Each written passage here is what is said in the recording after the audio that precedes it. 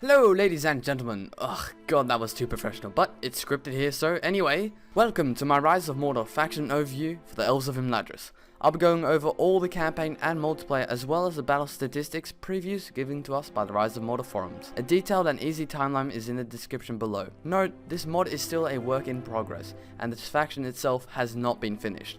Without further ado, let's get started. Campaign information. The future plans for the Elves of Imladris campaign are as follows.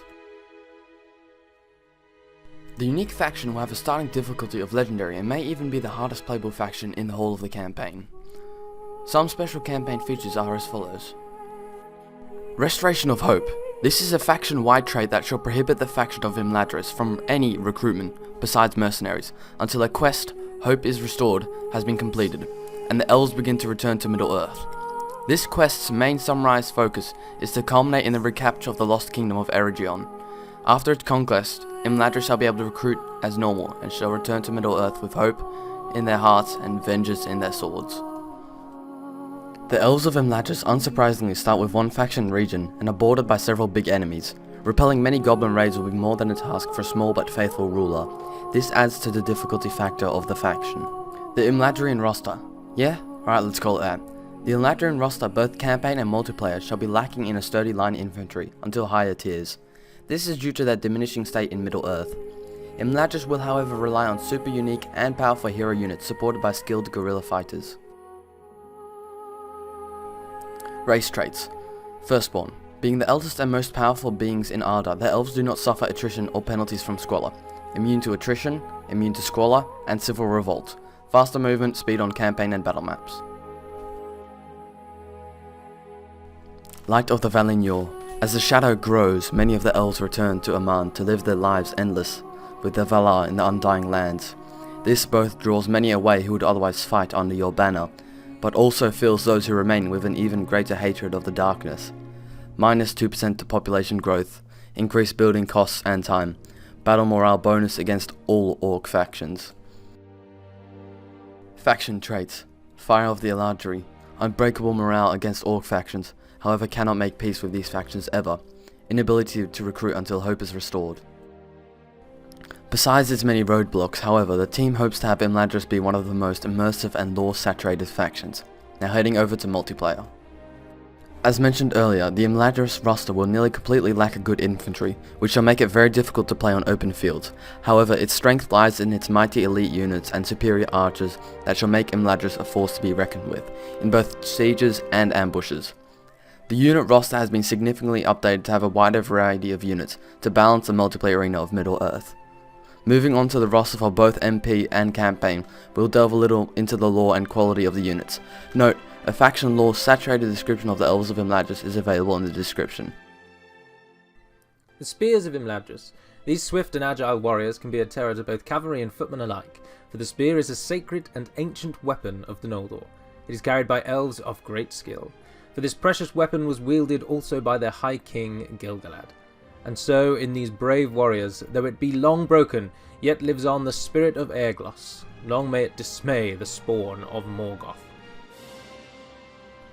Rivendell Long Spears. Mustered elves in flowing garments sewn with words of speed and might, they move swiftly through the field, assaying horsemen and footmen alike. They carry long spears which they wield with great speed and agility. They are light, fast, and terribly deadly, the hallmarks of all elven folk that yet dwell between the mountains and the sea. Guards of Imladris. Amongst the finest of defensive warriors, the pike guards of Imladris can hold a line against nearly any opponent. Their strong armour and long spears combined with their individual battle experience makes these warriors a great force to be reckoned with. Their prowess being so mighty has attained them a spot among the personal guard of Lord Elrond, the lord of the last homely house. The strength in their hearts will long ward any assault upon its fair lands. The Sons of Tulkas. Forsaking the heavier armour of the Noldor, those faithful to Tulkas trust in their speed and strength for protection. These warriors are capable of terrifying ambushes. They are elves armed with massive swords, well capable of cutting through thick armour. Yet their swords are far dwarfed by their fearless spirits, for the faithful provide the Noldoran general with swift and punishing fighters, undying reflections of the great valor they praise. Noldoran Swordsman. The eldest of the firstborn carry a deep and undying sorrow for the destruction caused by Morgoth, and only a valiant death in his defiance will sate their longing. And so in ancient fury they bear once more the ancient armour of the Noldor, and mighty swords forged in years long past as the vanguard of the elven host against their foes. Lore Masters of Rivendell. Elves of deep study and learning, they know all the songs and tales from the many ages of Middle-earth. These passionate warriors bring the full power of these ancient verses against their enemies. They forsake armour, for the armour of their songs is strong enough for them. For hymns of power sung from ancient tongues bring a strength seldom seen in the latter days, and terror unknown to their enemies. Veterans of Eregion.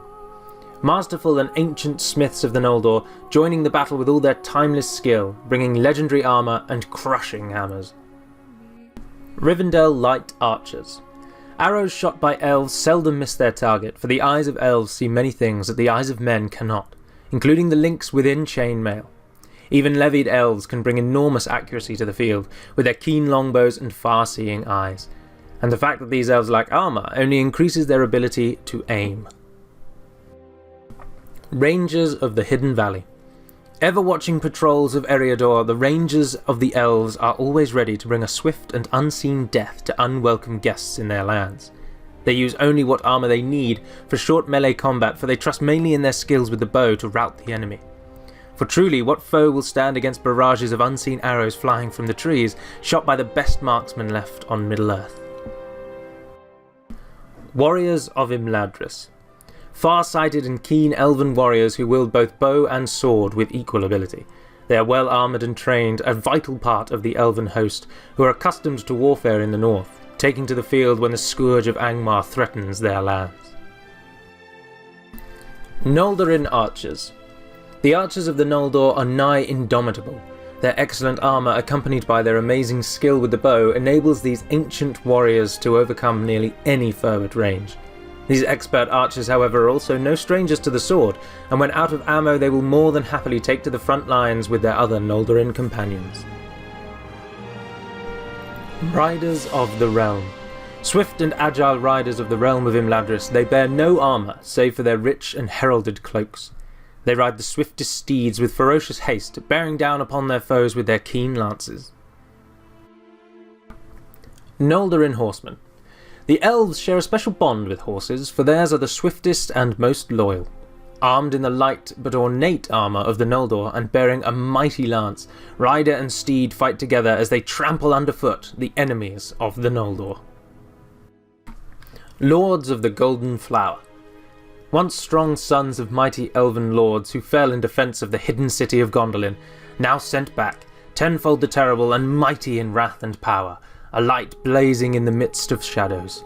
They bear the heraldry of the House of the Golden Flower upon their ancient armour, and their shields and lances reflect the shining sun as they ride forth in the end of day. True knights of the Firstborn, chosen by Glorfindel for their skill and valour.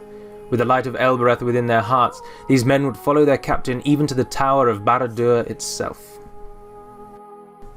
Noldorin Rangers. Led by the sons of Elrond, the finest of Imladris' rangers ride upon swift steeds. Their accuracy and speed make them excellent skirmishers, whilst their armour and skill make them excellent fighting cavalry.